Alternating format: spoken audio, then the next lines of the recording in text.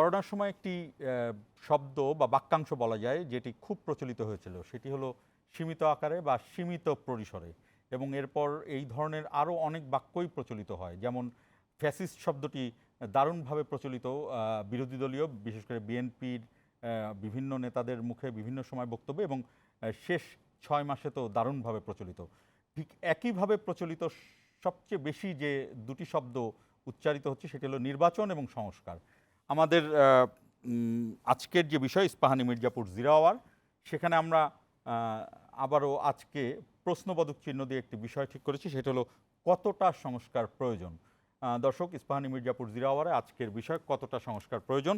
আমাদের এই বিষয়ে আলোচনার জন্য আমাদের সঙ্গে রয়েছেন ঢাকা মহানগর উত্তর বিএনপির যুগ্ম আহ্বায়ক এস.এম. জাহাঙ্গীর হোসেন, আপনাকে স্বাগত, এবং রয়েছেন সাংবাদিক এস.এম. রাশেদুল ইসলাম, আপনাকেও স্বাগত। মূল আলোচনা শুরু করব, তবে তার আগে প্রধান প্রধান শিরোনামগুলো দেখে আসব। সংগঠনকে বড় করাই এখন মূল লক্ষ্য এনসিপির। ঈদের পর নিবন্ধন, জনগণকে সম্পৃক্ত করতে মে মাসে আসছে কর্মসূচি। সংস্কারের আগেই ইসির কিছু উদ্যোগ অযৌক্তিক বললেন বদিউল আলম মজুমদার। জুলাইয়ের মধ্যে নির্বাচন আয়োজন সম্ভব, মন্তব্য মির্জা আব্বাসের। আসন্ন ঈদ যাত্রা নিরাপদ করতে রাজধানীর বাস টার্মিনালগুলোতে নিরাপত্তা জোরদার হচ্ছে। অতিরিক্ত ভাড়া ও চাঁদাবাজির বিরুদ্ধে কঠোর ব্যবস্থার হুঁশিয়ারি। মব জাস্টিসের নামে আইন হাতে তুললে কঠোর ব্যবস্থার হুঁশিয়ারি আইন উপদেষ্টার। আস্ট্রেলিয়া নবদম্পতির হাতেই খুন হন হাবিবুল্লাহ কলেজের উপাধ্যক্ষ। এবং হেফাজতের সমাবেশে গুলির ঘটনায় শেখ হাসিনা সহ 9 জনের বিরুদ্ধে ট্রাইব্যুনালের সমন জারি। জেলে থাকা 4 জনকে গ্রেফতার দেখানোর নির্দেশ। শুরু করছি মূল আলোচনা। রাশেদুল ইসলাম, আপনাকে দিয়ে শুরু করতে চাই। আমি শুরুতেই যেটি বললাম যে কতটা সংস্কার প্রয়োজন, এই যে বিষয়টি, এই বিষয়টি এই কারণেই ঠিক করা হয়েছে যে সুনির্দিষ্টভাবে বলি, আজকে বিএনপির স্থায়ী কমিটির সদস্য মির্জা আব্বাস বলেছেন যে জুন জুলাইয়ের মধ্যেই নির্বাচন আয়োজন সম্ভব, অর্থাৎ এই জুন জুলাইয়ের মধ্যেই নির্বাচন আয়োজন সম্ভব। একইভাবে জয়নুল আবদিন ফারুক তিনি বলেছেন গণপরিষদ নির্বাচন নয়, বরং এই মুহূর্তে জাতীয় নির্বাচনটাই সবচেয়ে বেশি গুরুত্বপূর্ণ। গণপরিষদ নির্বাচনের দাবিটা এনসিপির, নতুন যে দল সেই দলের। এবং রুহুল কুদ্দুস তালুকদার দুলু তিনিও বলেছেন যে দেশের মানুষের জীবন মান রক্ষার জন্য দ্রুত নির্বাচন দেওয়া জরুরি। এই হলো বিএনপি নেতাদের বক্তব্য। আমার কথা হলো যে আরেকটি, গতকালকে নাহিদ ইসলাম বলেছিলেন, সেটি আজকেও তারা আমাদের একটি বিশেষ প্রতিবেদন গেছে, সেখানেও এনসিপির পক্ষ থেকে বলা হচ্ছে যে সংস্কার করে নির্ধারিত সময়ের মধ্যে নির্বাচন সম্ভব। নির্বাচনের ব্যাপারে কারোর কোনো দ্বিমত নেই, তবে সংস্কার নিয়ে কতটা সংস্কার আসলে আমাদের প্রয়োজন হতে পারে। ধন্যবাদ শান্ত ভাই আপনাকে, এবং আমার সঙ্গে যিনি সহ আলোচক রয়েছেন বিএনপির নেতা এস.এম. জাহাঙ্গীর ভাই। দেখুন শান্ত ভাই, নির্বাচন নিয়ে বা সংস্কার নিয়ে, সংস্কার আসলে মৌলিক সংস্কার আমার মনে হয় বিএনপি সহ অধিকাংশ রাজনৈতিক দল চাই। আবার নির্বাচন তো আমরা, আমাদের মাননীয় প্রধান উপদেষ্টা উনি বারবার বলছেন যে যদি আমরা কম সংস্কার চাই তাহলে ডিসেম্বরে নির্বাচন, আর যদি একটু বেশি সংস্কার চাই তাহলে হয়তো আগামী মার্চের নির্বাচন। এবং উনি সাম্প্রতিক সময়ে কিন্তু একাধিকবার এটি বলেছেন। তার মানে আসলে কিন্তু নির্বাচনের যে নির্বাচন বিষয়টা আমার কাছে মনে হয়েছে বিএনপি বা অন্য রাজনৈতিক দলের সাথে একটা সময়ের ব্যাপার। সময়, দ্যাট মিনস আজকে আপনি যেটি বলছিলেন যে মির্জা আব্বাস বিএনপির স্থায়ী কমিটির সদস্য, উনি বলেছেন যে জুলাইয়ে নির্বাচন দেওয়ার কথা বলেছেন। হ্যাঁ, আবার নতুন প্রস্তাবনা, জি, আবার হচ্ছে যদি ছাত্রদের যে নতুন যে জাতীয় নাগরিক পার্টি যেটি, তারা বলছে যে আগে সংস্কার তারপর হচ্ছে নির্বাচন। আমার মনে হয় আমি বলবো যে আমাদের যে জাতীয় ঐক্যমত্য কমিশন, আপনি জানেন যে এরা কিন্তু আসলে তারা সমস্ত রাজনৈতিক দলের সঙ্গে আলোচনার মাধ্যমে মৌলিক যে সংস্কারগুলো, এবং আমার কাছে মনে হয়েছে যে আমাদের যিনি প্রধান উপদেষ্টা, অনেক কথা আসছে অনেক জায়গা থেকে রাজনৈতিক দল, বা আজকে যদি আপনি দেখেন যে বদিউল আলম মজুমদার উনি আবার বলেছেন যে নির্বাচন কমিশনে কিভাবে বলছে, কারণ কিছু সংস্কার প্রয়োজন। তা আমার মনে হয় যে আমাদের মাননীয় প্রধান উপদেষ্টা ওনার যে, আমার কাছে মনে হয়েছে যে উনি একটা মানে যৌক্তিক সময়ের মধ্যে, সেটা ডিসেম্বর বা মার্চ এর মধ্যে উনি নির্বাচনটা দিতে চান, বা সরকারের এরকম একটা অভিপ্রায় আছে।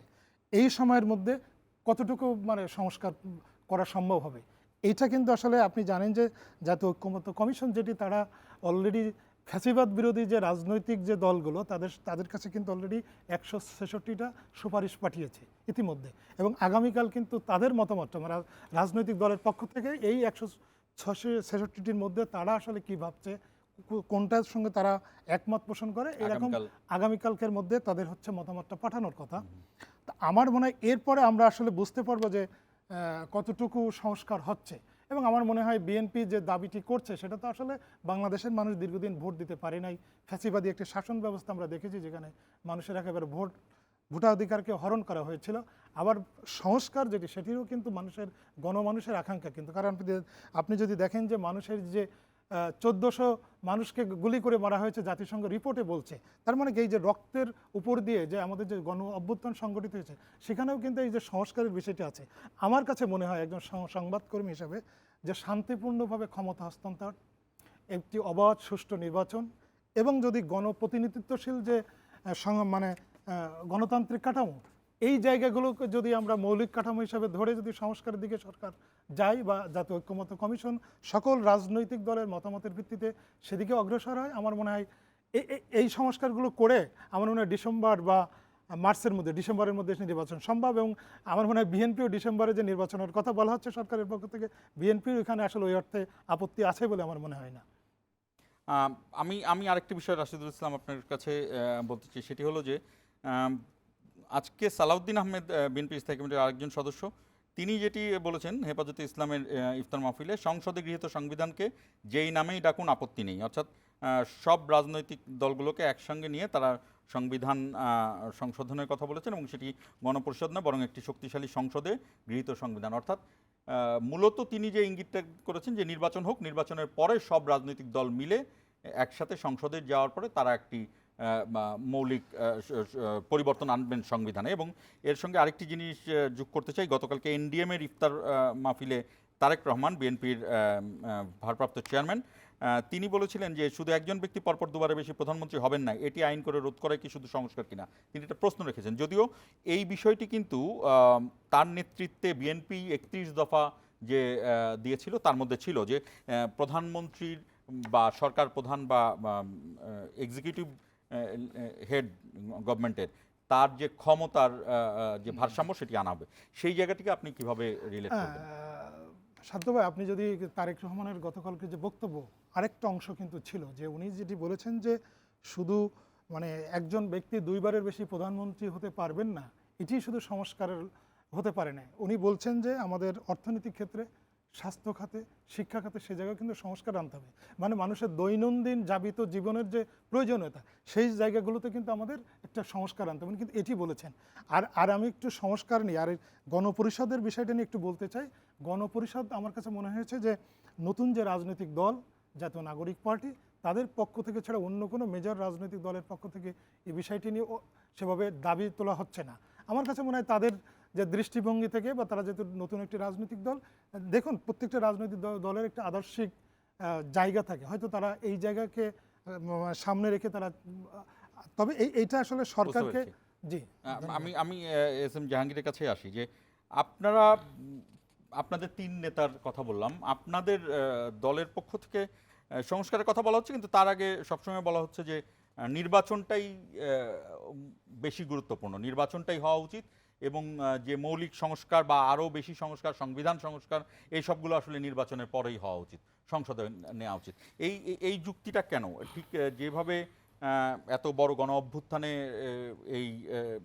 এইভাবে গণতন্ত্রকে ফেরানোর এই গণ অভ্যুত্থান, তারপরেও আপনাদের এই গণতন্ত্র স্থায়িত্ব করার সংস্কারে আপনাদের এত অনীহা কেন?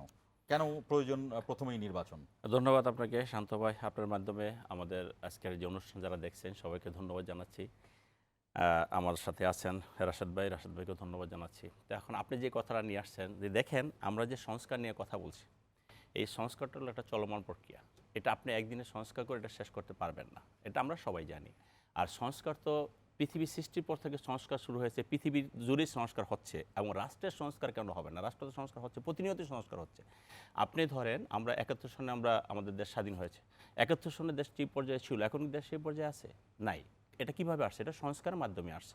যদি সংস্কারের মাধ্যমে এসে থাকে তাহলে আমরা এই যে আজকে যে সংস্কার কথা বলছি সেটা আমরা জুলাই আগস্টে যে ছাত্র জনতার যে আন্দোলন হয়েছে, আপনি যেটা বললেন, সেই আন্দোলনে অনেক রক্ত দিয়েছে আমাদের ১৪০০ মানুষ, সাধারণ ছাত্র জনতা নিহত হয়েছে। সেখানে আমাদের কী কারণে আমরা যুদ্ধ করেছি? আমরা দেশে একটি গণতান্ত্রিক দেশ আমরা পাই না বলে গিয়ে আমরা সেই যুদ্ধ করেছি। আমরা ভোটাধিকার হরণ হয়েছে বলে আমরা সেই যুদ্ধটা করেছি। পাশাপাশি আমাদের যে সমস্ত ক্ষেত্রে বৈষম্যগুলো ছিল, সেই বৈষম্যগুলোর কারণে কিন্তু আমরা সেই যুদ্ধটা করেছি। এখন আমার কথা হলো যে আমরা যদি সংস্কার করতে যাই, পুরা বাংলাদেশটাকে তো সংস্কার করতে হবে। যে ফেসিবাদ বাংলাদেশটাকে যে জায়গায় নিয়ে গেছে, ওই স্বৈরাচারী খুনি হাসিনা বাংলাদেশটাকে যে জায়গায় নিয়ে গিয়েছে, সেই জায়গায় যদি আমরা সংস্কার করি, এটা আমার মনে হয় বছরের পর বছর সংস্কার করলেও আমরা কিন্তু একটা জায়গায় পৌঁছাইতে পারবো না, একটা নির্দিষ্ট জায়গায় পৌঁছাইতে পারবো না। এখন আমাদের টার্গেট যেটা, সেটা হলো যে মূল টার্গেটটা সারা বাংলাদেশের মানুষের, শুধু বিএনপি বা আপনার বা আমার বা রাশেদ ভাই না, এটা সারা বাংলাদেশের মানুষের টার্গেট হলো যে দীর্ঘ ১৭ বছর মানুষ কোনো ভোট দিতে পারে নাই, গণতন্ত্র হরণ হয়েছে, সেই জায়গাটাকে রিপেয়ার করে, সেই জায়গাটা যতটুকু সংস্কার দরকার। আমরা দেখেন এই সারা দেশের মানুষ ডক্টর ইউনূস সাহেবের যে আজকে অন্তর্বর্তীকালীন সরকার আছে, সেই সরকারকে সমর্থন করছে। কেন সমর্থন করছে? যে তারা অনেক ক্ষেত্রে অনেক ভালো ভালো কাজ করছেন। এখন সংস্কারের ব্যাপারটা অবশ্যই আসবে। সংস্কারটা যেটা আমরা বলছি নির্বাচন সংক্রান্ত যে সমস্ত সংস্কারগুলো আছে, অবশ্যই সেগুলো আমাদের অতীব জরুরি ভিত্তিতে সেগুলোই প্রায়োরিটি দেওয়া উচিত। আমি যে কথাটা বলছি যে বাংলাদেশকে যে জায়গায় নিয়ে গিয়েছে, সেই জায়গায় যদি আমরা সংস্কার করতে যাই, আপনি কত বছর লাগবে? আপনি ১০ বছর, ২০ বছর, ৫০ বছর, সেই সংস্কার তো শেষ হবে। সংস্কার তো শেষ নাই। আমরা ভালো কথা বলি যে ভালোর তো আর শেষ নাই। এখন সেই জায়গাটা হলো আমাদের আপত্তি। সেটা হলো যে নির্বাচন সংক্রান্ত যে জায়গাগুলো আছে, নির্বাচন রিলেটেড যে জায়গাগুলো আছে, আমরা যদি সেই জায়গাগুলো সংস্কার করে যদি আমরা নির্বাচনে যাই, তাহলে আপনি যেটা বললেন যে আমাদের ৩ নেতা বলছে যে আমরা সংস্কার ব্যাপারে এই জায়গাগুলো আমরা সংস্কার করে আমরা যেতে পারি। আর বাংলাদেশের সংবিধান, অবশ্যই সংবিধান সংস্কার হবে। সেটা কীভাবে হবে? সংসদে হবে। এটা কারা করবে? এটা একটা, যদি আপনি নির্বাচিত সরকার করে, বাংলাদেশ গণপ্রজাতন্ত্রী বাংলাদেশ সরকার, বাংলাদেশ, সেই বাংলাদেশে আমরা যদি সংবিধান সংস্কার করতে যাই, তাহলে অবশ্যই পূর্ণাঙ্গ সংবিধান যদি সংস্কার করতে যাই, আমার কথা এটাই সেই জায়গাটা, আমার কথা হলো সেই জায়গাটা কিন্তু আমাদের একটি নির্বাচিত সরকারের মাধ্যমে সেই সংস্কারটা হওয়া উচিত। এই পূর্ণাঙ্গ সময় যে সংস্কার। অন্তর্বর্তীকালীন সরকার রয়েছে, এই সরকারের লেজিটিমিটি আপনি জানেন, হ্যাঁ। এটার যে লিগ্যাল দিকটা সেটাও আপনি জানেন। গণ অভ্যুত্থানের মাধ্যমে এই সরকার গঠিত হয়েছে এবং সাধারণভাবে মোটা দাগে মানুষ সমর্থন দিয়েছে। হয়তোবা সেটা পরিমাপের কোনো অন্ত নেই, পরিমাপের কোনো বাটখারা নেই, কিন্তু প্রধান বিচারপতির একটি বার্তা আছে, সেখানে প্রধান বিচারপতির সমর্থন রয়েছে এবং সেই জায়গা থেকে করা হয়েছে এবং আগামী সংসদেও নিশ্চয়ই এই সরকারকে বৈধতা দেওয়া হবে যেভাবে। তো এই জায়গা থেকে আপনি কেন মনে করছেন যে অন্তর্বর্তীকালীন সরকার যদি কিছু সংস্কার করেই সংবিধানের, তাতে বাধাটা কোথায়? না আমি তো আপনাদের অনীহা কেন? না শান্ত ভাই, আমি কিন্তু বাধার কথা বলতেছি না। আমি বলছি যে সংস্কার যদি করি, আমরা বাংলাদেশটাকে সংস্কার করতে হবে, কিন্তু আমাদের যে মূল টার্গেট, বর্তমান যে সরকার আসছে, অন্তর্বর্তীকালীন সরকার যেটা হয়েছে, সেটার যে মূল টার্গেট, এই যে দেশের মানুষ যেটার জন্য বেশি যুদ্ধ করেছে, সেই টার্গেট আমাদের মানুষের অবস্থানটাকে বুঝতে হবে। মানুষ কি চাচ্ছে? গণ অভ্যুত্থান কি শুধুই একটা সুষ্ঠু নির্বাচনের জন্য, ভোটাধিকারের জন্য? গণ অভ্যুত্থান হয়েছে, মানুষের মূল অবস্থানটা কিন্তু সেই জায়গায় ছিল যে আমি ১৭ বছর ভোট দিতে পারতেছি না, আমি আমার কথা বলতে পারছি না, আপনি সাংবাদিক, আপনি কথা বলতে পারতেছেন না, সেখানে আপনার অধিকার ক্ষুণ্ণ হচ্ছে না? আপনার প্রতিটা জায়গায় আপনার অধিকার ক্ষুণ্ণ হচ্ছে, আপনি প্রতিটা জায়গায় সরকার আপনাকে থামিয়ে দিচ্ছে। আপনি আপনার যে নিজস্ব যে একটা ব্যক্তি স্বাধীনতা, সেই ব্যক্তি স্বাধীনভাবে আপনি চলতে পারতেছেন না। তো সেই জায়গাগুলোতে এখানে ইনটেক হয়েছে, যে সেই ইনটেক হওয়ার পরেই কিন্তু আমরা ওই জায়গাটা আমরা টাচ করেছি যে আমরা আন্দোলনে কিন্তু শুধু ছাত্র জনতা একাই আন্দোলন করে নাই, বা আপনি করেছেন, আমরা করেছি, প্রতিটা মানুষ। আমরা যদি মনে করি শুধু ছাত্র জনতা একাই আন্দোলন করে, তাহলে মহিলারা এখানে কেন আসলো? মহিলার প্রয়োজনটা কি ছিল? একটা সাধারণ মহিলাকে আমরা জনতার মধ্যে ধরলাম, একটা সাধারণ গৃহকর্মী কেন আসলো এখানে? ওই সাধারণ গৃহকর্মীরা এখানে অধিকার রয়ে গেছে, ওখানে সে অধিকার বঞ্চিত। এই যে একটা রাষ্ট্রের থেকে নিজের অধিকার বঞ্চিত হওয়ার কারণে কিন্তু এইরকম ঘটনাটা ঘটেছে, এবং সেই জায়গাটা কিন্তু মানুষ সব একসঙ্গে হয়ে এরকম একটা আন্দোলন হয়েছে। এবং এটার মূল কারণটা কিন্তু আপনি বাংলাদেশের প্রেক্ষাপটটা আপনি দেখেন, আপনি যেভাবেই বলেন, এখানে মূল টার্গেটে কিন্তু যে মানুষ তার অধিকার থেকে বঞ্চিত, সেটা ভোট। এই জন্যই মানুষ বৈষম্য বিরোধী ছাত্র আন্দোলন নামটাকে লুফে নিয়েছিল। এখানে বৈষম্য বিরোধী এক পর্যায়ে ছিল, তারপরে এটা ছাত্র জনতার আন্দোলন হয়েছে। বৈষম্য তো সব জায়গায়। বৈষম্য বিরোধী বলতে আমরা যে কোটা আন্দোলনকে শুধু বৈষম্য বিরোধী বলবো না, বৈষম্য তো আপনার সাথে হয়েছে, আমার সাথে হয়েছে, রাশেদ ভাইয়ের সাথে হয়েছে, সব জায়গায় তো আমাদের সেই বৈষম্য হয়েছে। তো বৈষম্য বিরোধী আন্দোলন, ছাত্র জনতার আন্দোলন, এটা সারা দেশের মানুষ, এটা কিন্তু এক জায়গায় না। আমি বারবার যে কথাটা বলার চেষ্টা করছি সেটা হলো এটা এক জায়গায় না, এটা মানুষের অধিকার থেকে বঞ্চিত হওয়ার সংখ্যাটা অনেক বেড়ে গিয়েছে, যার কারণে কিন্তু প্রতিটা মানুষ এই আন্দোলনের শরিক হয়েছে। এবং সেইখান থেকে আমরা এই আন্দোলনের শরিক হওয়ার পিছনে যে যুক্তি, যে তর্ক, যে জায়গাটা ছিল, আমরা সেটাকে ধারণ করি আমাদের পার্টি, এবং সেই জায়গাটা আমরা কথা বলতে চাই। রাশিদুল ভাই, আপনার কাছে আসতে চাই, আপনি একমত কিনা যে যুক্তি দিলেন এস এম জাহাঙ্গীর, যে ন্যূনতম যে সংস্কারগুলো ওনারা করতে চান সেটি নির্বাচনের জন্যই সংস্কার, এছাড়া আর কোনো সংস্কারের আপাতত প্রয়োজন নেই? যেটি বলেছেন যে বাংলাদেশের মানুষ দীর্ঘদিন ভোট দিতে পারে নাই, ভোট দেওয়ার একটা আকুতি মানুষের মধ্যে আছে, এটা ডেফিনেটলি সত্য। কিন্তু জাহাঙ্গীর ভাই বিএনপির মতো একটি বড় রাজনৈতিক দল, এবং আমি মনে করি যে বিএনপি বাংলাদেশে যদি আপনি দেখেন যে বিএনপি যখন জন্ম, বিএনপি কিন্তু একটি বহু দলীয় গণতন্ত্রর প্রতিষ্ঠা করেছিল বিএনপি। তো এই দলটি নিশ্চয়ই চাইবে যে আপনি যেটি বলছিলেন শান্ত ভাই, যে একটা টেকসই গণতান্ত্রিক ব্যবস্থা, মানে সেই টেকসই গণতান্ত্রিক ব্যবস্থা তো নিশ্চয়ই কিছু সংস্কার, আমি বলছি কিছু বলতে মৌলিক কিছু সংস্কার ছাড়া সেটি কিন্তু সম্ভব নয়। এবং বিএনপি বড় রাজনৈতিক দল, বাট আমি বলবো যে বাংলাদেশের মানুষের কিন্তু প্রচুর মানুষের আকাঙ্ক্ষা আছে যেখানে কিছু মৌলিক সংস্কার হোক, এবং সেটি ডক্টর ইউনূসের নেতৃত্বে যে অন্তর্বর্তীকালীন সরকার আছে এই সময়ে হোক।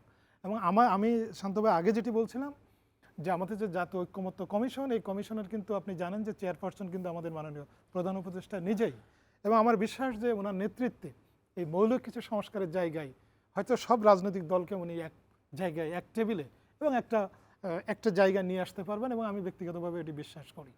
যদিও মানে বিএনপি তার রাজনৈতিক বক্তব্য তো দিবেই, রাজনৈতিক দাবি জানাবে, বা অন্য একটি রাজনৈতিক দল তার রাজনৈতিক বক্তব্য জানাবে, এটা স্বাভাবিক।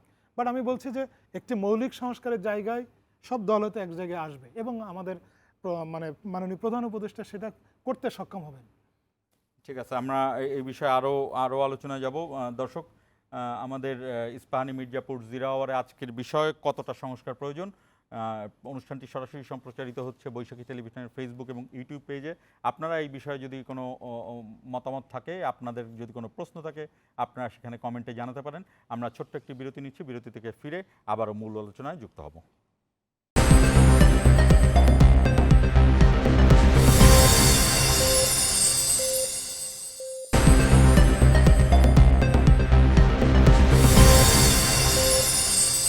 আবারও স্বাগত জানালাম। ইস্পাহানি মির্জাপুর জিরাওয়ারা, আমাদের আজকের বিষয় কতটা সংস্কার প্রয়োজন।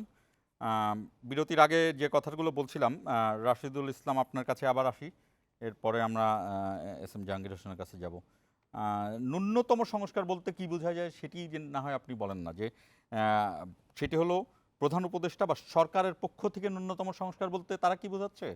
বিএনপিও কিন্তু ন্যূনতম সংস্কারের কথাই বলছে, এবং এনসিপিও বলছে যে সংস্কার প্রয়োজন। এখন এনসিপির সংস্কার কতটুকু, বিএনপির ন্যূনতম সংস্কার বলতে কি বোঝায়, আর সরকারের ন্যূনতম সংস্কার বলতে কি বোঝায়? শান্ত ভাই, এটি আসলে খুব জটিল প্রশ্ন, এই প্রশ্নের উত্তর দেওয়াটাও কঠিন।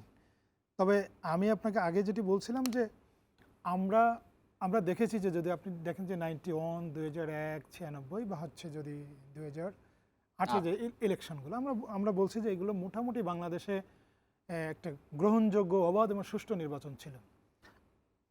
আমি যদি বলেন যে একজন সংবাদকর্মী হিসেবে আমি যেটি বুঝি যে আপনার এরকম মানে একটা অবাধ সুষ্ঠু নির্বাচন হবে, এই ব্যবস্থাটি অবশ্যই, এই ব্যবস্থাটির জন্য আমাদের যে ধরনের সংস্কার প্রয়োজন সেটি করতে হবে, মৌলিক সংস্কার বলতে, এবং শান্তিপূর্ণ উপায়ে ক্ষমতার হস্তান্তর। আপনি নির্বাচনের পরে, এখন একটা নির্বাচন হলো 2025 ডিসেম্বরে, আবার পরবর্তীতে নির্বাচনের আগে আর একটা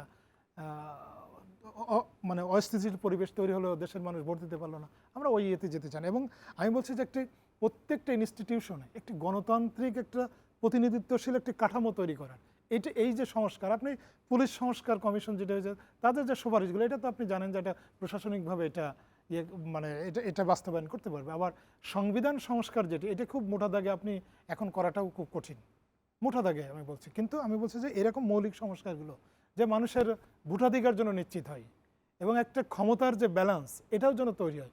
আবার আপনি জানেন যে মানে এটা হলো সরকারের ন্যূনতম সংস্কার। এটা না সরকারের না, এটা আমি বলছি, কারণ সরকার এখনো কিন্তু সরকারের ন্যূনতম সংস্কার কিন্তু আপনি এখনই বুঝবেন না, এখনই আমরা দৃশ্যমান না। এটা আমি বলছি যে যখন হচ্ছে রাজনৈতিক দলগুলোর সঙ্গে সরকার সেকেন্ড ধাপে, আপনি তো জানেন যে প্রথমে একবার আলোচনা হয়েছে, এরপরে যে সুপারিশগুলো রাজনৈতিক দলগুলোর কাছে পাঠিয়েছে তারা আগামীকাল তাদের ওপিনিয়নটা দেওয়ার কথা। এরপরে কিন্তু খুব শীঘ্রই, আজকে আমাদের মাননীয় প্রধান উপদেষ্টা প্রেস সচিব বলেছেন যে খুবই শীঘ্রই এই ঐক্যমত্য কমিশন মানে প্রধান উপদেষ্টার নেতৃত্বে ওনারা রাজনৈতিক দলগুলোর সঙ্গে বসবেন। আমার মনে হয় তখন হয়তো আমরা দৃশ্যমান হবে বা বুঝবো যে সরকার আসলে কতটুকু সংস্কার চাচ্ছে। তবে আমি আপনাকে বলি যে আপনি সংবিধান সংস্কারের একটু দেখছেন কিনা, সেখানে কিন্তু এই প্রধানমন্ত্রীর ক্ষমতার ভারসাম্য, সেখানে রাষ্ট্রপতির কতটুকু মানে ক্ষমতা থাকবে, ওইটা আমার কাছে মনে হয়েছে যে প্রধানমন্ত্রীকে এক ধরনের ক্ষমতাহীন করার অবস্থা তৈরি হবে। আমার মনে হয় যে বাংলাদেশের কনটেক্সটে প্রধানমন্ত্রী যাতে ক্ষমতা শূন্য না হয়, এরকম এই সংস্কারেও আমরা যেতে চাই না। ধন্যবাদ। আমি এস এম জাহাঙ্গীরের কাছে আমি এই যে বিষয়, সেই বিষয় থেকে একটু অন্য বিষয়ে যেতে চাই। ওই একই অনুষ্ঠানে বিএনপির স্থায়ী কমিটির সদস্য মির্জা আব্বাস আরেকটি কথা বলেছেন, সেটি হলো যে আওয়ামী লীগ ছদ্মবেশ পরিবর্তন করে চাঁদাবাজি করছে। কিন্তু এই চাঁদাবাজি কিভাবে করছে? তারা ছদ্মবেশ পরিবর্তন করে বিএনপি জামাত সহ বিভিন্ন দলে ঢুকে পড়েছে এবং রাজনৈতিক ব্যক্তির ছত্রছায়ায় তারা টিকে থাকার চেষ্টা করছে এবং তারা সেইভাবেই চাঁদাবাজি, দখলবাজি সহ বিভিন্ন ধরনের অপকর্মে লিপ্ত হয়েছে। এখানে উনি বিএনপির বড় নেতা, কিন্তু তারপরও তার কথায় আমাদের ইঙ্গিত মনে হয় যে অবশ্যই বিএনপির মধ্যে ছদ্মবেশ ঢুকে পড়েছে। এটা বলতে যে শুধুমাত্র তাদের কথাই বলছেন তা না, আমার মনে হয় বিএনপি নেতাকর্মীকেও একটু সতর্ক করলেন যে এই ব্যাপারে এবং বিএনপির কোনো নেতা হয়তো বা কাউকে না কাউকে এরকমের ছত্র ছায়ায় বা ছায়া দিচ্ছে এই কাজগুলো করার জন্য। এই জায়গাতে আপনার মন্তব্য কি? আপনি কাউকে এরকম ছত্র ছায়া দেন কিনা বা আপনি জানেন কিনা এই বিষয়ে? ধন্যবাদ আপনাকে। আপনি দেখেন, আমরা 5ই আগস্টের পরে আমরা 5ই আগস্ট আমি ব্যক্তিগতভাবে জেলে ছিলাম তখন। আমি 6ই আগস্ট বেরিয়েছি। 5ই আগস্টের পরে যে ঘটনা ঘটেছে, সেই ঘটনাগুলো আপনি একটু দেখেন, আপনি একটু ইয়েতে যান, ব্যাগে যান, দেখবেন আমাদের পার্টির ভারপ্রাপ্ত চেয়ারম্যান জনাব তারেক রহমান, আমরা জেলে ছিলাম, আমরা যারা লোকালি যারা রাজনীতি করি, আমাদের প্রতিটা ফ্যামিলির সাথে যোগাযোগ করেছেন। যোগাযোগ করে কিন্তু উনি একটি কথাই বলেছেন যে আমাদের দলের পক্ষ থেকে কোনো রকম কোনো অরাজক পরিস্থিতি যাতে সৃষ্টি না হয়, সেটা তোমরা নিজেরা খেয়াল রাখো। যেমন আমি জেলে ছিলাম, আমার ওয়াইফ ছিল বা আমার অন্যান্য রাজনৈতিক সহকর্মীরা ছিল, সবাইকে সেই মেসেজটা দেওয়া হয়েছে আমার ওয়াইফের মাধ্যমে। যখন এটা দেওয়া হলো, তখন কিন্তু আমরা এখানে চেষ্টা করলাম যে কোনোভাবেই যাতে কোনো অরাজক পরিস্থিতি সৃষ্টি না হয়। যেই দেশে একটি ফেসিবাদের সরকারের যে সাধারণ সম্পাদক, আওয়ামী লীগের সাধারণ সম্পাদক, আওয়ামী লীগের বিভিন্ন প্রেসিডিয়াম মেম্বার যারা বলেছেন যে বিএনপি আওয়ামী লীগ যেদিকে ক্ষমতাচ্যুত হবে বাংলাদেশে 5 লাখ লোক মারা যাবে, 10 লাখ লোক মারা যাবে, এরকম বলেছেন না, আপনারা তো শুনেছেন। এটা এই যে একমাত্র আমাদের পার্টি ভারপ্রাপ্ত চেয়ারম্যান জনাব তারেক রহমান যাতে এরকম কোনো ঘটনা না ঘটে, ডে ওয়ান থেকে কিন্তু সে কাজ করে যাচ্ছেন। এখন এই যে আজকে আপনি যে কথা বলেন, এই বার্তাটা তো আমাদের পার্টির ভারপ্রাপ্ত চেয়ারম্যান জনাব তারেক রহমান আগে থেকে দিয়ে যাচ্ছেন যে আমাদের কোনো নেতাকর্মী কোনো অরাজক পরিস্থিতির সৃষ্টি হবে না, সেটা জ্বালাও পোড়া হোক, আওয়ামী লীগের লোকজনকে মারধর করা হোক বা আওয়ামী লীগের লোকজন ক্ষতিগ্রস্ত করা হোক। যার কারণে দেখেন 5 তারিখের পরে 6 তারিখ থেকে আপনার 9 তারিখ পর্যন্ত দেশে কোনো সরকার ছিল না। যদি সরকার না থাকে সেখানে অনেক কিছু হওয়ার কথা ছিল, মাঠে তো আমরাই ছিলাম বা আমাদের ছাত্ররা ছিল, অনেক কিছু হতে পারতো, কিন্তু সেটা আমাদের তারেক রহমান নির্দেশ হয় নাই। আমাদের নেতৃবৃন্দ যে কথাটা বোঝাতে চাচ্ছেন সেটা হলো হাসিনা পালিয়ে গিয়েছে, হাসিনার কিছু দোষরা পালিয়ে গেছে, মাঠ পর্যায়ে যে সমস্ত কর্মীরা ছিল তারা কিন্তু পালিয়ে যায়। তাহলে চাঁদাবাজিটা করছে কারা? আমি সেই জায়গায় আসছি, তারা কিন্তু পালিয়ে যায়নি, তাদের কাছে প্রচুর অর্থ সম্পদ আছে। এই অর্থ সম্পদ ব্যবহার করে বাংলাদেশকে একটি অস্থিতিশীল পরিস্থিতি সৃষ্টি করার জন্য অন্যান্য রাজনৈতিক যে প্রতিপক্ষ ছিল ওদের, তাদেরকে একটু ব্যাকফুটেড করার জন্য তারা কার না কার উপরে ভর করে এই কাজগুলো করার চেষ্টা করতেছে। এখন সেইটাই সতর্ক করা। আমাদের পার্টি ভারপ্রাপ্ত চেয়ারম্যান যেমন তারেক রহমান সতর্ক করছেন, আমাদের যে সমস্ত নেতৃত্ব যখন যেখানে বক্তব্য দিচ্ছেন প্রতিটা জায়গায় একটি কথাই বলছে, কোনো রকম আওয়ামী সন্ত্রাসীদের প্ররোচনায় পড়া যাবে না। হইতে পারে আমাদের একটি রাজনৈতিক দল কিন্তু আপনি যদি মনে করেন এই বিএনপি শুধু ইমাম সাহেব নিয়ে চলবে, তাও না, আবার এখানে যে ভালো খারাপ মন্দ মিলেই কিন্তু একটি রাজনৈতিক দল। একটা রাজনৈতিক দলে শিক্ষিত লোক থাকে, অশিক্ষিত লোক থাকে, মূর্খ লোকও থাকে। তো সেই ক্ষেত্রে কিছু লোক যদি লোভ লালসায় পড়ে ওদের প্ররোচনায় পড়ে যায়, যার কারণে এই সতর্কতা আমরা প্রথম থেকে করে আসছি, এখনও করে যাচ্ছি এবং ভবিষ্যতে সেটাই করে যাব। আমি বিশ্বাস করি শহীদ রাষ্ট্রপতি জিয়াউর রহমান আদর্শের একজন কর্মী, দেশনেত্রী বেগম খালেদা জিয়ার একজন কর্মী, তারেক রহমানের একজন কর্মী কোনো অপকর্মের সাথে, কোনো চাঁদাবাজির সাথে জড়িত হতে পারে না। তারপরে দেখেন একটু, যখনই কোনো কর্মীর বিরুদ্ধে মিনিমাম কোনো কমপ্লেন আসছে, সেই কমপ্লেনগুলো কীভাবে আমরা দেখতেছি। মনে করেন একজন না একজন কমপ্লেন আসছে, সাথে সাথে কিন্তু তাকে বহিষ্কার করা হচ্ছে। বহিষ্কার করা, একজন মানুষকে বহিষ্কার করার আগে তো তার নিজের কি বলে এটা, যে নিজেকে তার নিজে সেই আত্মপক্ষ সমর্থন করার যে সুযোগ, সেই সুযোগটা তো দেওয়া উচিত, কিন্তু বিএনপি কিন্তু সেটাও দিচ্ছে না। তার মানে বিএনপি কোনো কিছুই অ্যালাউ করতেছে না, পার্টি ভারপ্রাপ্ত চেয়ারম্যান জনাব তারেক রহমান কিছুই অ্যালাউ করতেছে না, শুধু বহিষ্কার করে শেষ হয়নি।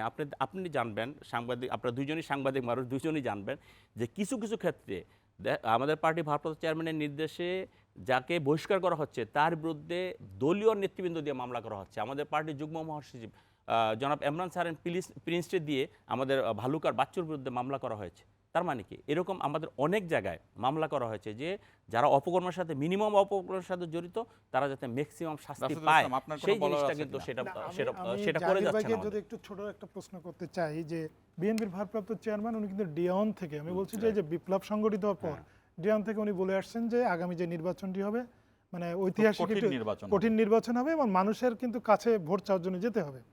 এরপরে এই যে অভিযোগ, যে বিষয়টা যে বিএনপি চাঁদাবাজি করছে, এই অভিযোগটা তো কমছে না, মানে এটা কেন? এই অভিযোগটা কমছে না বলতে, আপনি আমাদের এই অভিযোগটা যদি আপনি দেখেন, কিছু কিছু জায়গায় দেখা গেল যে কোনো রকম একটা অভিযোগ আসে, সেটা বিএনপির বিরুদ্ধে আসে। অন্যান্য সংগঠন, আমি নাম বলতে চাই না, আপনারা পেপার পত্রিকা আপনারা দেখতে পারতেছেন যে বিভিন্ন জায়গায় বিভিন্ন রকম অভিযোগ আসতেছে। আপনারা যখন নিজেরা, আপনার সাংবাদিক, আমি সেদিনও দেখলাম যে বৈষম্য বিরোধী আন্দোলনে যে সমস্ত আমাদের ছাত্র ভাইয়েরা ছিল, তাদের বিরুদ্ধে এই ধরনের অভিযোগ আসছে। গত পরশুদিন ধানমন্ডিতে গ্রেপ্তার করেছে, এরকম রংপুরে গ্রেপ্তার করেছে, কারা? কিন্তু আলটিমেটলি দেখা গেলো বিএনপির তাদের ব্যাপারে কিন্তু ওইভাবে পেপার পত্রিকা আসতেছে না। বিএনপির কোনো একজন কর্মী যদি, ছোট্ট একজন কর্মী যদি কোনো একটা ঘটনার সাথে ভুল কর্মে জড়িত হয়ে যায়, তার বিরুদ্ধে কিন্তু সরাসরি পেপার পত্রিকা আসতেছে। আপনি দেখেন সেদিন মাদারীপুর একটা ঘটনা ঘটেছে, আমরা পত্রিকায় কি দেখলাম, এক যুবলীগ নেতার দীর্ঘদিন বিভিন্ন সন্ত্রাস করছে, অপকর্ম করছে, মাদারীপুর গেছে, তারা মারামারি করছে, এক ফ্যামিলি দুইজন মারা গেছে। তো সেইগুলো কিন্তু বিভিন্ন মিডিয়ায় এসেছে যে বিএনপির নেতাকর্মীরা এই বালুর মহল নিয়ে ঝামেলা করে মারা গেছে, এরকম ঘটনা ঘটছে। তা আমার বক্তব্য হলো, ভাই আপনারা যাচাই করেন, বাসিক আপনারা দুইজনই সাংবাদিক, বিএনপির নামে যদি কোনো রকম কমপ্লেন হয়, সেই জিনিসগুলো আমরা সাথে সাথে সেগুলো ঠিক আছে। আমরা সবচেয়ে বড় কথা হলো যে বিএনপির হাইকমান্ডের যে মানে সদিচ্ছা, সেটি কিন্তু দেখা যাচ্ছে। কিন্তু এরপরও ভোটের রাজনীতি এতটাই জটিল, আপনি জানেন, আপনি নিজে ভোট করেছেন এবং এই 2018 সালে এই আওয়ামী লীগ সরকারের অধীনে এই কঠিন সময়ে কিন্তু ভোট করেছেন। সেই ভোট ছিল অন্যরকম, ঠিক আছে, কিন্তু তারপর ভোটের রাজনীতিতে মানুষের কাছে মানে ইমেজটা অনেক বড় ফ্যাক্টর। তারপরও সবচেয়ে বড় কথা হলো যে ঠিক এই মুহূর্তে বিএনপি সবচেয়ে বড় দল। বিএনপির যেমন সুবিধা আছে, সে তেমন অসুবিধাও আছে। বিএনপির যদি একজন লোক চাঁদাবাজি করে, তাহলে 50 জনের নাম হবে। আবার বিএনপি যদি একজন লোক বিএনপির যদি নির্বাচনে দাঁড়ায়, তার ভোটও কিন্তু অন্যদের চেয়ে অনেক বেশি। দুটোই উল্লেখ করার মতো। আমরা আবার ছোট্ট একটি বিরতি নিচ্ছি, আপনার কাছে আবারও আসবো। ইস্পাহানী মির্জাপুর 0 আওয়ার সরাসরি সম্প্রচারিত হচ্ছে বৈশাখী টেলিভিশনের ফেসবুক এবং ইউটিউব পেজে। দর্শক, আমাদের আজকের বিষয় কতটা সংস্কার প্রয়োজন। আপনার যদি কোনো মতামত থাকে, কোনো মন্তব্য থাকে, আপনি সেখানে কমেন্টে জানাতে পারেন। আমরা ছোট্ট একটি বিরতি থেকে ফিরে আবারও মূল আলোচনায় যুক্ত হব।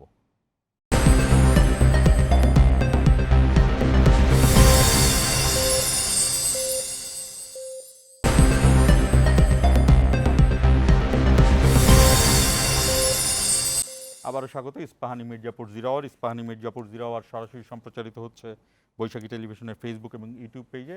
দর্শক, আপনারা চাইলে সেখানে মন্তব্য করতে পারেন, আপনাদের জানতে চাওয়া থাকলে সেটিও জানাতে পারেন আমাদের অতিথিদেরকে। রাশিদুল ইসলাম, আমি আপনার কাছে যেই বিষয়, আমরা শেষ ভাগে অনুষ্ঠানের, আগামীকালকে জাতিসংঘ মহাসচিব আসছেন 4 দিনের সফরে এবং ডক্টর মোহাম্মদ ইউনূসের প্রধান উপদেষ্টা হওয়ার পরে জাতিসংঘ মহাসচিবের এটাই প্রথম সফর এবং এসেই তিনি চলে যাবেন কক্সবাজারে, অর্থাৎ রোহিঙ্গাদের সেখানে। অ্যান্তোনিও গুতেরেসের এই সফরের উদ্দেশ্যগুলো কি কি, বা কিছু জিনিস তো তাদের মার্কিং করা থাকে যে এই কাজ করবেন, সেই মার্কিং করা কাজগুলো কি কি, এবং এর পাশাপাশি সাইড লাইনে কি কি সুবিধা হইতে পারে বাংলাদেশের জন্য? ধন্যবাদ শান্ত ভাই। আপনি জানেন যে আগামীকালে উনি আসবেন আর কি, এবং পরশুদিন শুক্রবার সকালেই উনি প্রথম সফর যেটি আর কি, প্রথম কক্সবাজার কাজটা। যাবেন। হ্যাঁ, কক্সবাজার যাবেন।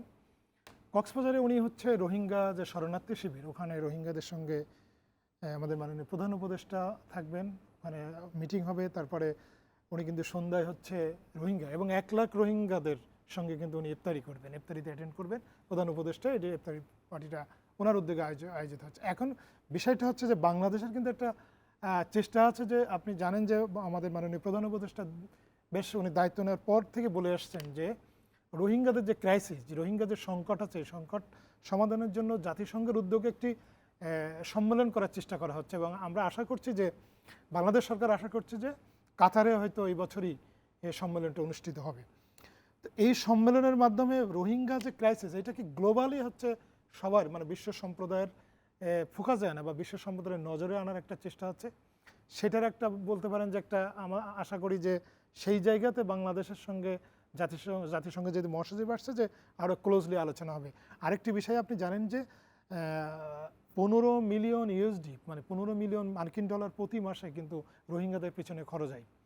এইটা কিন্তু অলরেডি আপনি জানেন যে গত কয়েক মাসে কিন্তু বিশেষ করে ট্রাম্প প্রশাসন দায়িত্ব নেওয়ার পরে মার্কিন যুক্তরাষ্ট্রে কিন্তু এই সহযোগিতা বলতে পারেন কমে গেছে।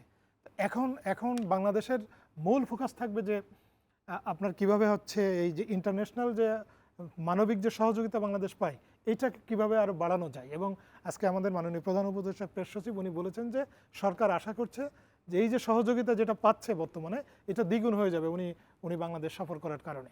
এবং এর বাইরে কিন্তু ওনার আরও কিছু মিটিং আছে, যেমন আপনি জানেন যে আপনি যে সংস্কারের কথা বলছিলেন, উনি কিন্তু এই যে জাতীয় ঐক্যমত্য কমিশন যেটি, সেই ওনাদের সঙ্গে জাতীয় ঐক্যমত্য কমিশনের সঙ্গে কিন্তু উনি মিটিং করবেন। এবং সেই মিটিংয়ের উদ্দেশ্য কিন্তু বাংলাদেশের এই সংস্কার প্রক্রিয়াকে কীভাবে এগিয়ে নেওয়া যায়। কারণ কি এখানে আপনি জানেন যে বাংলাদেশের সঙ্গে আমাদের বিশ্ব সম্প্রদায়ের, আপনি মার্কিন যুক্তরাষ্ট্র থেকে শুরু করে অন্যান্য দেশ বা সংস্থা যারা আছে সবাই কিন্তু এই সংস্কার প্রক্রিয়াকে এগিয়ে নেওয়ার ক্ষেত্রে সহযোগিতা করছে। কমিশনের যে রিপোর্ট, এই যে গণহত্যার যে রিপোর্টটি তারা দিয়েছে, এটি নিয়ে তার কোনো বক্তব্য থাকবে কিনা? নিশ্চয়ই তিনি এই থাকবে। জায়গাতে বিচারের বিষয়টি এগুলো নিয়ে নিশ্চয়ই থাকবে। আপনি জানেন যে এখানে কিন্তু একাধিক মিটিং করবেন উনি, একাধিক মিটিং উনি হচ্ছে কিন্তু যে ইয়াংদের সঙ্গে মিটিং করবেন, উনি জাতীয় মানবাধিকার কমিশনের সঙ্গে মিটিং করবেন, সরকারের সঙ্গে মিটিং করবেন, উনি বাংলাদেশে যে জাতিসংঘের যে অফিসে ওখানে রাজনৈতিক দলগুলোর সঙ্গে কি মিটিং করার? না, রাজনৈতিক দলগুলোর সঙ্গে মিটিং নাই। কিন্তু আমি বলছি এই জায়গাগুলোতে কিন্তু উনি এবং সংস্কার কমিশনের সঙ্গে যেটা এখানে মিটিং করার উদ্দেশ্যে কিন্তু এই যে আপনি যেটা আমরা আলোচনা করছিলাম সংস্কার প্রক্রিয়াকে কীভাবে এগিয়ে নেওয়া যায়। এবং বাংলাদেশ, আমি শুরুতে যেটি বলছিলাম যে বাংলাদেশ এখানে সবচেয়ে বেনিফিটেড যেটি হবে, যে বাংলাদেশ যেটা চাচ্ছে যে অন্তর্বর্তীকালীন সরকার শুরু থেকেই যে বাংলাদেশের যে রোহিঙ্গা ক্রাইসিস, এই ক্রাইসিসটাকে বিশ্ববাসীর নজরে নিয়ে আসা এবং এর জন্য একটা সম্মেলনের আয়োজন করা জাতিসংঘের উদ্যোগে। এবং আশা করি যে এই মহাসচিবের বা জাতিসংঘ মহাসচিবের বাংলাদেশের সফরের মাধ্যমে বাংলাদেশের সেই প্রত্যাশার জায়গাটি পূরণ হবে। আমি একটু এস এম জাহাঙ্গীরকেও এখানে যুক্ত করতে চাই যে জাতিসংঘ মহাসচিবের সাথে সরাসরি রাজনৈতিক দলের কোনো মিটিং হবে না, সেটি রাশেদুল ইসলামও বললেন, আমরাও জানি। কিন্তু যে ঐক্যমত কমিশন আছে সেই কমিশনে বিএনপির সদস্য রয়েছে, বিএনপির সদস্যরা তারা হয়তোবা সেখানে থাকবেন, বা অন্যান্য বিভিন্ন আলোচনার বা মানে কোনো বৈঠকগুলোতে বিএনপি, এনসিপি এদের মধ্য থেকে থাকবেন। আপনাদের দলের মূল ধারার থেকে আপনাদের এবারকার মোটিভ কি? জাতিসংঘ মহাসচিবের কাছে কোনো বার্তা পাঠাতে হলে আপনারা কি বোঝাতে চান, বা ওই সময়টায় আপনাদের কোনো কর্মসূচি আছে কিনা? না, আমাদের ওরকম কর্মসূচি আছে বলে ব্যক্তিগতভাবে আমি এখন পর্যন্ত জানি না। তো এখন হয়তো যেহেতু জাতিসংঘ মহাসচিব দেশে আসছেন, স্বাভাবিক কারণে বাংলাদেশ জাতীয়তাবাদী দল বিএনপির পক্ষ থেকে আমাদের পার্টির ভারপ্রাপ্ত চেয়ারম্যান জনাব তারেক রহমানের পক্ষ থেকে কোনো বার্তা থাকতেও পারে, এবং সেই বার্তাটা আমরা অফিসিয়ালি আমাদের যেখানে যারা মহাসচিব সহ আমাদের যারা আছেন তারা সেটা ডিল করতেছেন এবং তারা সেটা করবেন। তা আমি বিশ্বাস করি যে বাংলাদেশে উনি যেহেতু আসছেন, এখানে বাংলাদেশের জন্য যে অতীতের যে আমাদের জুলাই আগস্টে যে আন্দোলনটা হয়ে গেলো, ছাত্র জনতার যে আন্দোলন হয়ে গেলো, এবং আগামীতে নির্বাচন, পাশাপাশি রোহিঙ্গা ইস্যু বাংলাদেশটা বিরাট ফ্যাক্টর। যে ভাই যেটা বললেন, রাশেদ ভাই যেটা বললেন যে $15 মিলিয়ন প্রতি মাসে খরচ হচ্ছে, সেটা আমরা পাবো কোথায়? এই রোহিঙ্গা ইস্যুতে তো এটা তো রোহিঙ্গা তো বাংলাদেশ শুধু একার ব্যাপার না, এটা সারা ওয়ার্ল্ড ওয়াইড এটার কার্যকর কার্যক্রম চলতেছে, মানে এটা ওনারা করতেছে। তো বাংলাদেশ ইস্যুতে হয়তো আমাদের তৎকালীন যে স্বৈরাচারী সরকার ছিল বা ফেসিস্ট সরকার ছিল, তাদের কারণে হয়তো এটা বন্ধ করে দিয়েছে। এখন হয়তো এটা যদি চালু হয় তাহলে আমাদের বাংলাদেশের যে বার্ডেনটা আছে সেটা হয়তো কমে যাবে। তো যার কারণে হয়তো সেই ব্যাপারটা নিয়ে আমাদের পার্টি থেকে কথা বলা হবে। অবশ্যই যদি কথা বলার সুযোগ থাকে, সেটা কথা বলা হবে, এবং সেটা অবশ্যই আমাদের স্ট্যান্ডিং কমিটি আছে, আমাদের পার্টি ভারপ্রাপ্ত চেয়ারম্যান আছেন, ওনারাই ডিসিশন নেবেন যে কোন ব্যাপারটা নিয়ে কথা বলবেন, কতটুকু কথা আপনি বলবেন। বলতে চাচ্ছিলেন আপনার এই কথার সঙ্গে আরেকটি জিনিসও যোগ করে দিই, আপনি দুটো বলেন। যুক্তরাষ্ট্রের এই ট্রাম্প পরবর্তী যুক্তরাষ্ট্র এবং এর আগের যে যুক্তরাষ্ট্র, সেই জায়গায় যুক্তরাষ্ট্রের যে সহযোগিতা ছিল রোহিঙ্গাদের ব্যাপারে, সেইগুলো বিষয় তো আছেই। আর সংস্কারের জায়গাটা আপনি জানেন যে জাতিসংঘ অবশ্যই সবচেয়ে বড় খবরদারি প্রতিষ্ঠান হলেও জাতিসংঘের মধ্যে আবার যুক্তরাষ্ট্রের এক ধরনের খবরদারি থাকে। এই দুটো মিলিয়ে ঠিক এই মুহূর্তের যে বাংলাদেশের রাজনৈতিক পরিস্থিতি, জিওপলিটিক্স, ভারত, বাংলাদেশ, মিয়ানমার, পাকিস্তান, এবং আপনি জানেন যে অরুণাচলে কিন্তু গত পরশু বেশ কিছু ঘটনা ঘটছে, একই ঘটনা মণিপুরে ঘটেছে। ভারতের সাথে বাংলাদেশের বর্তমান সম্পর্ক, এগুলো নিয়ে কী ধরনের আলাপ হতে পারে, বা বিশ্ব মিডিয়ায় কি এই জিনিসগুলো আসবে কিনা এবার? শান্ত ভাই, আপনাকে আমি যখন আগে কথা বলছিলাম তখন একটি বিষয় হয়তো আমি মিস করেছি, সেটা হচ্ছে রোহিঙ্গা। বাংলাদেশে তো আছে 10 লাখের মতো রোহিঙ্গা। বাংলাদেশের কিন্তু এবার একটি সরকারের বড় প্রচেষ্টা থাকবে যে রোহিঙ্গা যারা আছে বাংলাদেশে তাদেরকে কিভাবে রাখাইনে তাদের ওখানে আবার পুশব্যাক, মানে তাদেরকে একেবারে সম্মানের সঙ্গে কিভাবে ফেরত পাঠানো যায়, এই জায়গাকে কিন্তু বাংলাদেশ খুব বেশি ফোকাস দেবে। এটাকে কি আমরা পুশব্যাকই বলবো? পুশব্যাক মানে বাংলাদেশ বলছে যে একেবারে মর্যাদার সাথে তারা স্বেচ্ছায় যাতে ওখানে ফেরত যায় এমন একটা পরিবেশ তৈরি করা। রোহিঙ্গা প্রত্যাবর্তন। হ্যাঁ, প্রত্যাবর্তন, জি। এবং এই জায়গাতে, এবং আপনি যদি বলছেন যে জিও পলিটিক্স, এখানে আসলে এখানে জিও পলিটিক্স আছে। এবং বাংলাদেশ, আমাদের মাননীয় প্রধান উপদেষ্টার নেতৃত্বে বর্তমান সরকার কিন্তু ওচাই, মানে আমি যেটি বলছিলাম যে আমরা যে বাংলাদেশের উদ্যোগে বা বাংলাদেশের চাচ্ছে যে জাতিসংঘের উদ্যোগে একটা বড় সম্মেলন, যেখানে শুধু রোহিঙ্গা ক্রাইসিসকে কীভাবে সমাধান করা যায়, সেই জায়গায় আপনি যে পলিটিক্সের কথা বললেন নিশ্চয়ই আছে। এবং বাংলাদেশ চাচ্ছে যে জাতিসংঘকে সামনে আরো খোলামেলা বলি, সেটি হলো যে রোহিঙ্গারা যখন এসেছে তখন ছিল জান্তাদের শাসন, এখন সেটা আরাকান আর্মির অধীনে রাখাইন। এখন জান্তারা কিন্তু ইয়াঙ্গুনের দিকে সরে গেছে, এই রাখাইনটা এখন পুরোপুরি বিদ্রোহী গ্রুপ আরাকান আর্মির নামে। আরাকান আর্মি তো কোনো দেশ না। আরাকান আর্মির সাথে বাংলাদেশের কি ধরনের সম্পর্ক আছে আমি জানি না ঠিক, বা কি ধরনের, সেই জায়গাতে জটিলতাটা কোথায়? আরাকান আর্মির সঙ্গে আমি ঠিক অফিসিয়ালি বলতে পারবো না শান্ত ভাই, তবে আমি যেটুকু শুনতে পাই যে আরাকান আর্মির সঙ্গে বাংলাদেশের এক ধরনের যোগাযোগ হয়তো হচ্ছে। বাংলাদেশের এটা অনানুষ্ঠানিক যোগাযোগ, এটা কখনোই আপনি আনুষ্ঠানিক যোগাযোগে নেওয়া যাবে না। কিন্তু সেই জায়গাতে জাতিসংঘের কাজটা কি হবে? না, বাংলাদেশ এখন মেইনলি চাচ্ছে যে, আমি যেটি বলছিলাম যে বাংলাদেশে যে সমস্ত রোহিঙ্গারা আছে তাদেরকে কিভাবে ফেরত পাঠানো যায়, এই জায়গায় কিন্তু জাতিসংঘকে রেখে, মানে এটা আপনি যদি বলছেন এখানে তো আসলে সবার সহযোগিতা লাগবে। আপনি যে জিও পলিটিক্সের কথা বলছিলেন, সবার সহযোগিতার মাধ্যমে কিন্তু ফেরত পাঠাতে হবে, এমন না জাতিসংঘ চাইলেও ফেরত পাঠাতে পারলো, বিষয়টা তো তেমন না। এবং বাংলাদেশ কিন্তু মানে এই জায়গায় ফোকাস করতে চাচ্ছে যে কিভাবে এটাকে ফেরত পাঠানো যায়, সেটা জাতিসংঘকে মানে কি বলে এটা ইনভলভ করা, জাতিসংঘকে সম্পৃক্ত করে। শেষ করতে চাই, একদম শেষ 2 মিনিট আছে, দুইজনই বলবেন ঠিক বাংলাদেশের এই মুহূর্তে রাজনৈতিক পরিস্থিতি, ঐক্যমত্য কমিশনের সঙ্গে জাতিসংঘের মহাসচিব বসবেন, সেটি যেমন সত্য। ডক্টর ইউনূসের কিন্তু, অ্যান্থনিও গুতেরেস যেমন একজন বিশাল ব্যক্তিত্ব, ডক্টর ইউনূসও কিন্তু প্রধান উপদেষ্টার বাইরেও পুরো পৃথিবীতে উনি একজন গ্রহণযোগ্য সমাদৃত একটা ব্যক্তিত্ব।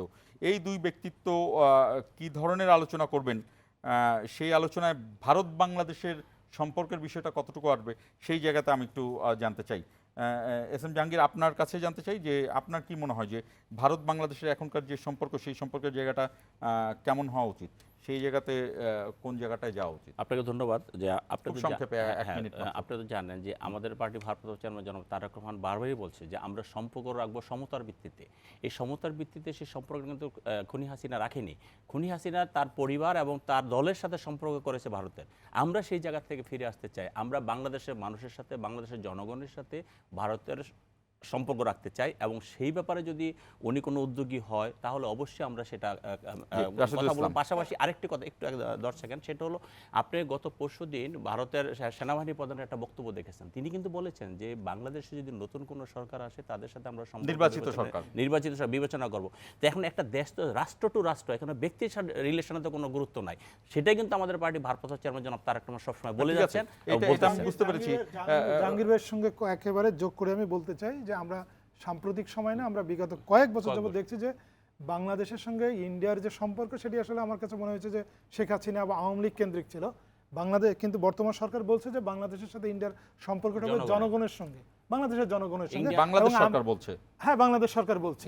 ভারত সরকার কি বলছে কিনা না, ভারত সরকারকে কি বলছে এটা আমাদের, কিন্তু আমরা, আপনি যেটি বলছিলেন যে বাংলাদেশ, আমাদের মাননীয় প্রধান উপদেষ্টা এবং জাতিসংঘের মহাসচিব, আমিও মনে করি যে আমাদের সরকারের পক্ষ থেকে জাতিসংঘ মহাসচিব এই আলোচনাই হবে যে বাংলাদেশের সঙ্গে, ওইটাই হওয়া উচিত আমরা মনে করি, ভারত না মনে করুক, আমরা মনে করি আমাদের দেশের জনগণের সঙ্গে ইন্ডিয়ার সম্পর্ক থাকবে, কোনো ব্যক্তি বা দল কেন্দ্রিক না, রাষ্ট্র টু রাষ্ট্র রিলেশন থাকবে, রিলেশন কোনো ব্যক্তির সাথে না, এটাই আমরা মনে করি। জি, আমরা দুজনকেই ধন্যবাদ জানাচ্ছি।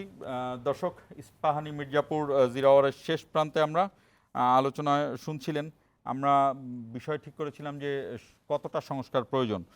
সংস্কারের ব্যাপারে সবাই মোটামুটি ঐক্যমত যে সংস্কার প্রয়োজন, কিন্তু কেউ কেউ একই ভাষা ব্যবহার করছেন। বিএনপিও বলে ন্যূনতম সংস্কার, সরকারও বলছে কিছু ন্যূনতম সংস্কার, এনসিপিও বলছে তাদের কিছু প্রয়োজনীয় সংস্কার প্রয়োজন।